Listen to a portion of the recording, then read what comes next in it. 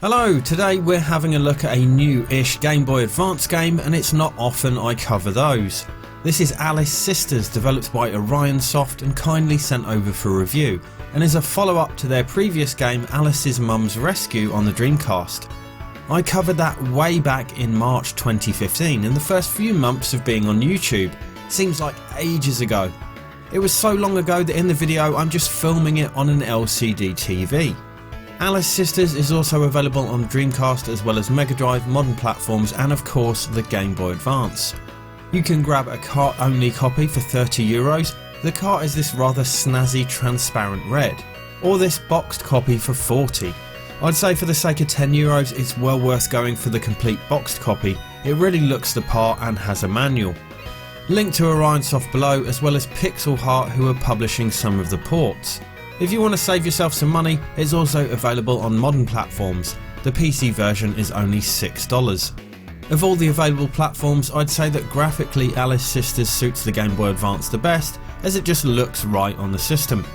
This isn't going to be the most visually stunning game on the handheld, and certainly not on the Mega Drive or Dreamcast, but it's the gameplay that makes or breaks a game like this.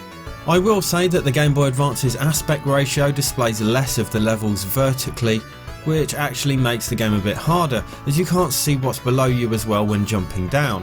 See here the GBA version next to the Switch. I'm not going to film the entire review on my Game Boy Advance. Even with the modded IPS screen it's far from ideal, so I've recorded footage via my GB operator, but this is still the Game Boy Advance version you're seeing. Alice Sisters is a platform game much like its predecessor, but this time Alice's sister is here to assist. Each character has a unique skill, and switching between them throughout the levels will be necessary to complete them, sort of a Lost Vikings light if you will. Boot up the game and you get the main menu, which not only allows you to select the game mode, but shows you the controls. Controls are very simple indeed. A to jump, B to shoot projectiles, which only Alice's sister can do, and R to switch characters. The game modes, as explained in the manual, are normal mode, which is the standard game and what I'm basing the review on, one hit deaths and has checkpoints. Easy mode, which is designed for children, this allows you 3 hits before you die and uses the checkpoints. It also makes you invincible for the boss fights.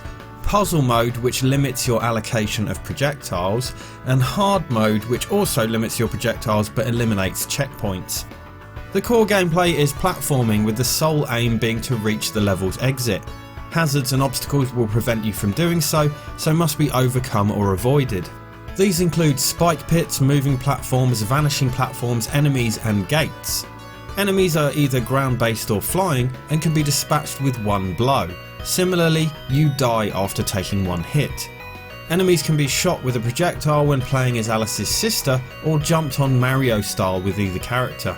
If you do die, you'll just reset to the start of the level you're on, or your last checkpoint. Sometimes there are several checkpoints on a level, and it can be a strategic move deciding when or when not to activate a checkpoint marker.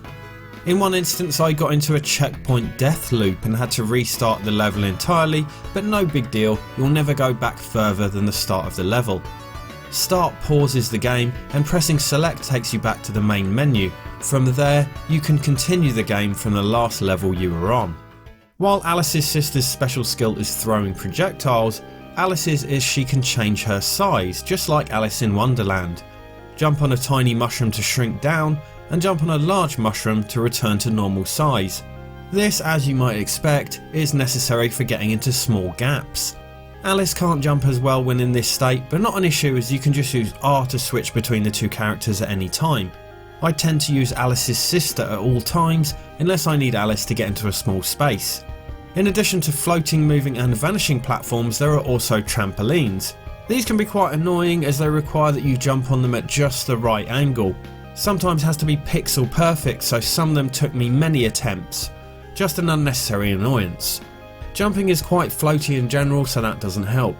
Later levels add other elements to the mix, like balloons which lift you into the air, lava pits which belch out fireballs, or volcanic rock which can only be touched for a split second before killing you. One of the main gameplay elements is the collection and use of keys to progress. The number of keys needed for a level, and by the way there are 28 levels across 4 worlds, is displayed at the top right of the screen. Once you collect a key, it will light up one of these key icons. The key is then used to open a corresponding gate or door of the same colour. These gates and doors are the barriers which will prevent you from reaching the level's exit. There's no map, so the game involves a lot of backtracking and exploration. Learn and remember where the coloured gates are, because once you have the corresponding key you'll need to make your way back there. Some barriers are just rock which can be shot. Switches are another key gameplay ingredient and are very common.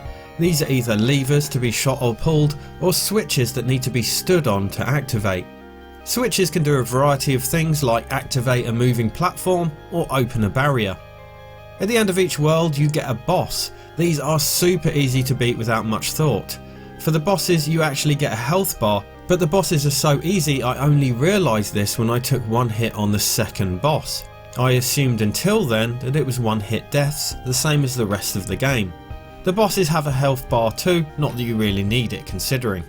Each world has a unique track, so the music can be quite repetitive, but some of it is actually really good. Worlds 2 and 3 I especially like. The sound effects are limited, so there are sound effects for things like switches, deaths and so on, but not for actions like jumping, landing and stuff like that. You take these for granted in platform games like the boing of a character jumping, but when they're not there you really notice their absence. At first the game seems very childish, but actually as it progressed I found it more challenging in places and really enjoyed solving some of the more complex levels. It's just a shame that the boss fights couldn't deliver that same challenge. The levels can seem quite boring in terms of platforming, but once the more complicated elements of key collecting, backtracking and so on get involved, it really shines as a puzzle platformer, and I suppose this is what it was designed to be, and in that respect it's achieved its goal. Is it the best game visually on the system? No, but if you like these kind of puzzle platformers it's actually really fun, and I found after a while it gave me that one more level feeling that addictive games can. If you're a GBA collector and like puzzle platformers I'd say go for this, but if you're just curious you can always go for the digital PC version which is super cheap. Thanks to Orion Soft for letting me check this out. Again, a link to their site is down in the description. Thanks for watching.